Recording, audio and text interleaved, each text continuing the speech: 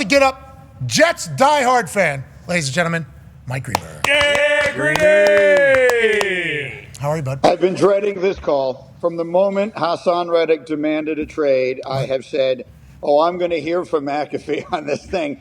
I'm not going to lie to you. I thought this bet would at least make it to the trade deadline. Yeah. The idea that Reddick is not going to show up is the most ludicrous miss by any team I've ever heard of. Yeah. This is a new low even by Jets standards, and B, just a terrible way for me to lose a wager before it even begins. Okay, thank you. I'm pumped. I'm excited. Yes, partially, a victory lap as we continue to go with this big brain of sport. But speaking of big brain, is there none of those? Like, what happens? Because you just talked about how this is the dumbest thing maybe in Jets history, and the Jets have done a lot of stupid things. But, like, doesn't this feel kind of, I don't want to say bush league because that would be very rude, but it is amateur. Doesn't this feel like kind of an amateur situation to take place, especially with the whole world right now at this point in time? Now, maybe not when the Reddick trade was taking place, but at this point in time, because of Aiyuk,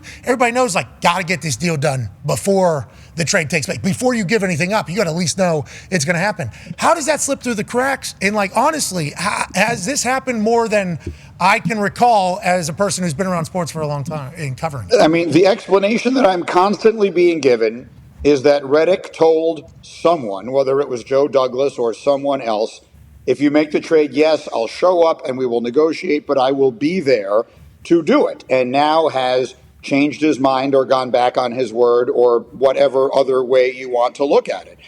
And I guess if there's a lesson in all of this, it is that a gentleman's agreement doesn't really count for much when we're dealing with millions and millions of dollars. It would be like someone trading for Jamar Chase right now. Aiyuk is actually a better example because Chase has 2 years left on his deal. It would be like someone trading for Aiyuk right now and then being surprised that he wants a new contract or he's not going to show up. It's inexcusable. And the Jets can say anything they want about it. And I still have not given up hope that Reddick will eventually show up because at the end of the day, if he wants to get paid anything to play professional football this year, the only place he can do it is with the Jets. So I still hold out hope that he will show up. But either way, it is a terrible look. It is a terrible embarrassment for a franchise that just continues to be unable to get out of its own way. Yeah, I mean, shots to the foot are at an all-time high for the Jets, it seems like, for a team that doesn't, an organization, I guess, that doesn't have a lot of foot left to shoot through. Nope. Over the decades of this entire thing. And we assume the Reddick situation will get figured out and get sorted, and we hope it definitely works out. But has this changed anything? And Salah and Aaron have both come out and said, like, we'd love to have him here, but not a distraction. Me and D-Butch both kind of agree because nobody's seen him, nobody has felt him, nobody knows what his energy is in the practice, locker room. It's not like anybody's missing out on it. Like, they don't know. Like, nobody knows in the building, so I don't think it's a distraction. I do just think it makes the organization look bad. Do you agree with that? Yes, it can't be a distraction. None of them have met him. Okay, I mean, let the record show that if he ever shows up, he and Aaron Rodgers will have to introduce themselves to one another because unless they've met at a Pro Bowl, I have no proof they've ever been in the same room at the same time. So the distraction, I think here's the thing, Pat. I don't care if it's a distraction. They need the player. The Jets brought in an undrafted rookie, okay, a kid named Bryce Huff, and they developed him into a star. He had, I think, the best pass rush win rate in the entire league last year, whatever it was. He was unbelievable. The Jets let him walk. Philadelphia signed him. They let him walk out of the building and instead traded a third-round pick to bring back Haason Reddick. So they could have just kept their own guy and paid the guy they developed. So they have lost the guy who was their best pass rusher last year. So it doesn't make but this guy's going to be good. Difference. So good. This guy's going to be so good. Leader. This guy's going to be so good. Reddick is going to be good. Well, that's my point. So they need the player. It doesn't make any difference if this is a distraction. They need the player. Now, first of all, another thing I would mention is the Jets have drafted a ton of pass rushers the last few years. They drafted Jermaine Johnson in the first round. They drafted Will McDonald IV in the first round. The fact that they still felt they needed to go out and make a trade like this suggests they aren't thrilled with what they've gotten from those first-round picks. They also can't – the reason that they're not signing Haason Reddick to a long-term deal is because they have so many good young players they're going to have to sign soon. They're going to have to sign Sauce Gardner and Garrett Wilson and Breece Hall and all these other guys. So they are really stuck. They don't want to give him a long-term deal. They somehow convinced themselves, or he convinced them, that he would show up and this wouldn't be a problem. When here we are, August 14th, it is a significant problem. Yeah, I mean, significant problem with no end in seemingly sight, especially with what you're laying out about having to pay all the rookies in the future. I think there also goes into play, like, who's going to be there next year if they don't win a Super Bowl? Yeah. You know, if they don't have success this year, who's all going to be there? Like, is this coming from top down where Woody's like, we can't, Joe Douglas, no offense. Coach Saleh, no offense. Like, I have no idea who's going to be leading the ship whenever it comes to next year. So can you pay money into this? I don't know if this is going to be next year's vision. Like, is it? So there's a lot at play here. And it feels like Haason Reddick has been to Japan. He's been to a press conference. And it seems like he's going to end up at another team. Maybe the Colts. Yeah. Maybe come to the Colts. Maybe come to the Colts. But you're going to have to get a deal done beforehand. Obviously, I think is what we've learned. Speaking of that, how do you feel about this entire Aiyuk saga? How do you think this ends? Because me, newer to the game, been doing daily sports for 4 years, 5 years now. We have been. Yeah. 4 or 5 years. 5 years. 5 years so. We've been doing daily sports. And, not as versed with all this shit, so when something new pops up, we have to experience it for the first time and then hopefully learn from it going forward. Rarely do, but you get it in this entire thing. The Aiyuk situation feels like it has been a bunch of mumbo jumbo. Okay? Feels like it's been a bunch of bullshit, Greeny. And I was at the college football conference up at Bristol last Tuesday, and the boys were covering the Aiyuk situation. And there was a little bit of a situation where Schefter said he doesn't see there's any chance he ends up at the Steelers. Then more information came in later. It's like, whoa, maybe he is going to be a Steeler. And I sat back as somebody was speaking for the third hour or so. I sat back and I thought to myself, this all feels like a work. This all feels like a work. Do you think that's what this has been? What are your thoughts on the Aiyuk situation, and how do you think it kind of ends? And who's been driving all you think? The agent, player, team? Like, who wins from this, you think, from all of it? Well, so I don't know who's been driving it. Generally, everything is a work. Everything that you hear out there is stuff that is being positioned by someone. Usually, if you can figure out who that someone is, then you can figure out what their intentions are. It seems to me that Brandon Aiyuk wants everything, and he's not in a position to get it. He wants to be a free agent, and he isn't one yet. So from what I understand, New England was willing to basically give him and the 49ers what they want, but he doesn't want to go there. Cleveland was willing to give him and the 49ers what they want, but he doesn't want to go there. The Steelers, I'm not sure it makes sense for the Steelers. It certainly doesn't make sense for Washington, which is where I think Aiyuk really wants to go to play with his buddy Jaden Daniels. Why would you give up, let's just say, a 2 and a 3 or something like that for a player that you can sign next year as a free agent for the same money and not give up anything to get him? The only team that it makes sense to do that is a team that is Brandon Aiyuk away from winning a championship right now. So I ask you, is New England that? Certainly not. Whoa. Is Cleveland that? Maybe, which is why that made sense to me. Is Pittsburgh that? That's a really interesting question, because while I remain a Justin Fields fan, I have to acknowledge at some point the doubt creeps in. And the Steelers may have replaced one bad quarterback with two bad. That may be what has happened here. But if I'm wrong, I would love to be wrong, because I am a Justin Fields fan, supporter, believer, and I continue to hope that things work out well for him. The best thing that could happen there would be if they go out and trade for him. It would be very un-Steeler-like, but that feels like the one situation that remains. To answer all the way back to the beginning of your question, I don't think he's going to get traded. I think if he was going to get traded, it would have happened already. Tone, jeez, I mean, shots. I initially took offense to what Greeny was saying, and then I thought, if anybody knows bad quarterback play, it's Greeny, because he's a New York Jets fan. So I kind of have to respect his opinion on it. He's got a good eye on that stuff over the years. Yeah, he knows. He certainly has had a good eye on it. Look, the only quarterback who has been sacked more in the last 2 years than Justin Fields is Russell Wilson. They have the two most sacked quarterbacks in the That's NFL. that O-line, they got goal line. That doesn't matter. That doesn't matter. Yeah, and R.D. Smith's going to take care of him. He's on the show in the next hour, obviously. That's all going to get taken care of. And I know you do have some sort of allegiance, though, to Justin Fields because of your Chicago tie. Speaking of, Ty has a question for you. Yeah, Greeny, how are we feeling about your beloved Wildcats? Northwestern this year, obviously, we're seeing all the different photos of their stadium that they're going to be playing at before the new stadium gets built.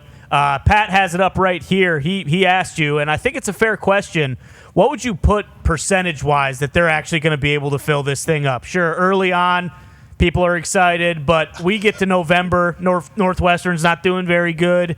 It's 10 degrees, and the wind chills, negative 10 coming off the lake there. How many people what's the average attendance going to be like at this place? How many games are you going to, Greeny? That's also a great question. I try to go to one game a year. I try and make it to one game a year every year. And I will still have, my son is going to be a senior this year, so I will still have a student there. So we'll go out there for one game this year to see him for sure. So let me explain something to the people who don't know the situation with Northwestern football. We generally fill the building. The problem is, it is always the fans of the other team. Got it. Bear in mind, we are playing in the Big Ten. You guys are good hosts. You guys are great hosts. The stadium is filled with Wisconsin fans, Ohio State fans, Michigan fans, all these other schools that travel so much better. I actually think that this much smaller stadium, and I did respond to you guys yesterday on Twitter. I didn't see it. I must have you muted. I actually think this is going to be a huge advantage because there won't be as many seats. Our students will actually be able to fill this place up or come close to it. So I think Northwestern will actually have something that we have historically never had, dating back to when I was a student there in the 80s. We may have a real home field advantage, which we have never had. I will also add, we've been pretty good. I mean, over the course of the last 10 years, we made a lot of bowl games. We had a very good year last year. We made a bowl game last year. And I think we have a very good chance to be that again this season. We have a new coach everyone is excited about. He started last year, David Braun, took over under impossible and terrible situation and wound up acquitting himself ridiculously well. We had a much better season than anyone expected. So I actually think it is an advantage to play in this smaller stadium where the students are going to fill it up and it will not be packed with Michigan's fans and all the other schools. Yeah, I'm excited to see the purple running wild out there. Yeah, brother. Boy, it is going to be chilly. Oh. You remember when Minnesota, the Vikings played on, University of Minnesota's? Yeah. Yes. The Gophers. And it was the coldest game of all time. Snowing. And I assume the wind is wild there, but that one seems to be set up for just like, who's the kicker and punter? Imagine kicking, yeah. For Northwestern. I mean, there's nothing blocking anything there. When I was a student, guys, there was a bridge. So the campus has changed a lot. Yeah, we jumped but there off. was a bridge right near where that is. No, like a little bridge. And they had ropes that you could hold on to so that you would not be blown into the lake while crossing it. That is a true story. That on a windy day, you would hold on to the ropes so that you would not be blown into Lake Michigan. Those ropes were probably right around the 25-yard line of this new stadium. So on a windy day, it's gonna be like a 4-club win. Let's put it that way. That's field goal, 25 and in, right? That's where field goals are. And I don't think the bleachers go deeper than that. Nope. And so that is, man, kids are gonna be trying, win one for their team. A lot of fake punts. They're gonna be a lot of fake kicks. Yeah, a lot of this, a lot of handoffs. That ball is seemingly going to be on the ground a lot against Northwestern, which I think that favors that Northwestern team. Hey, those Wildcats are gritty on the ground. Let's get back to the NFL. Big news with the highest valued franchise in the world at $10+ billion. Go ahead. Oh, yeah, and the most popular, obviously, Dallas Cowboys, Jerry Jones, obviously CeeDee Lamb, kind of the motor that gets that offense going, over 180 targets last year. Jerry Jones has made some comments. Hey, he's not missed. He is missed. We don't have necessarily a sense of urgency to get this deal done. I think we all expect the deal to be done at some point before the season. But what's your take on what's going on out there in Dallas right now with CD? And obviously, Dak, you talked about the leverage that he has. And then we know Micah's down the road as well. So look, I want to start by saying I have a lot of respect for Jerry Jones. He's a brilliant businessman. He has been very significant in the unimaginable growth in marketing and popularity of the National Football League since he has been a part of it, and he is one of the very few owners who are enshrined in the Pro Football Hall of Fame, and he deserves to be. He bought the Dallas Cowboys in 1989 for $140 million.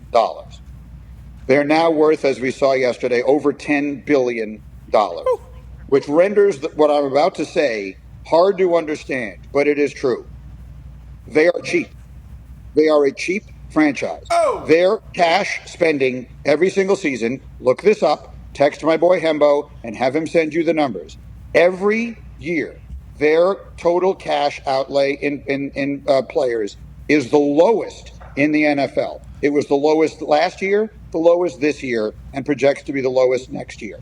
They don't spend money. Jerry gets into these poker games by trying not to spend money on players, and he loses every single time. He desperately needs a different game. He needs to try gin rummy or some other card game because he's not good at poker. It goes all the way back to Emmitt Smith. He got his clock cleaned in that negotiation. It goes back to him chasing Zeke Elliott down to Cabo. It goes back to the way he has mishandled Dak into Dak becoming, at some point soon, the richest football player that ever walked the face of planet Earth. He should have signed C.D. Lamb a year ago at this time, and he could have signed him for $25 million a year. Instead, now he's not going to get him for $35 million a year. He mishandles these situations regularly. And so those are just facts. I don't say them disrespectfully because he is someone I have a lot of respect for. But those are all facts. He has mishandled many situations like this one, and they always wind up costing him money. Of course, C.D. Lamb will eventually be there. Without him, their offense, it would be like Kevin Clark said on my show the other day, they're like the University of Iowa offensively without C.D. Lamb. That's how bad their offense would be. Of course they need him. Clark of better course watch he'll be there. But it will cost them so much more than it needed to. He has completely mishandled this situation. Can't have the Dallas Cowboys becoming a team that's unwatchable, okay, which is what he just basically said right there. I mean, I think Jared'd be okay with not paying C.D. Lamb and still, winning 10 games this year, winning the division. I think he'd be okay with that. Do you think they win 10 games without C.D. Lamb this year? No, I'm just we're talking making about the Iowa. He's an Iowa fan, so you buried Iowa there. Yeah. We had to get to it. I see what you mean. No, Listen, Iowa wins a lot of football games. I'm not knocking it. But it's not scintillating to watch, right? We all understand offensively they're not the greatest show on for the earth. purists, for the football football lovers, for the football purists. Speaking of football lovers, before we let you go, what are your thoughts on the new kickoff? What are your thoughts on new kickoff and the Hawkeye technology? I guess just both of the brand new things. It's going to take a lot of getting used to. By the way, the field goal that was miscalled by Justin Tucker that you were showing right before I came on. We need to look more closely into that. The rule that you put up on the screen said that what is not reviewable is whether the ball was above the upright. It did not say whether it was above the crossbar. Ooh. That better be reviewable. Interesting. Because God help us if a Super Bowl is decided or a playoff game is decided because they get this wrong. Could you if the ball is above the upright, which means it's all the way up. Pat, as a kicker, you obviously know what I'm talking about. Yep. The upright are the two things that go up like this. If the ball is above that, then that's a little bit more of a judgment call. This is not a judgment call. This is something that can easily be determined by instant replay. And if that's not reviewable, and I will admit I don't know if it is or it isn't, but if that's not reviewable, and God help us, a playoff game is decided. Could you by one of fathom? those being wrong? Nightmare. Hey, that would be on the Today Show. That would make the, because I think you told me one time, I forget what it was. There was some rule or something that happened that somebody, I forget who it was, somebody that's in the sports media world was like, the NFL doesn't love being on like the Today Show and things for things that are just like, because that's a bunch of people that aren't sports fans learning about their league and it kind of looking not great. Like when you're on the Today Show for the billions of dollars of charity and philanthropy, obviously good, but whenever it's like ineptitude, which that would be, could you fathom if that happened? That would be everywhere. That would be the biggest, that would be talked about as like the worst call in history. So, we need to confirm that because the rule you guys popped up correctly said upright. I don't know about whether the crossbar. Did it say uprights or upright?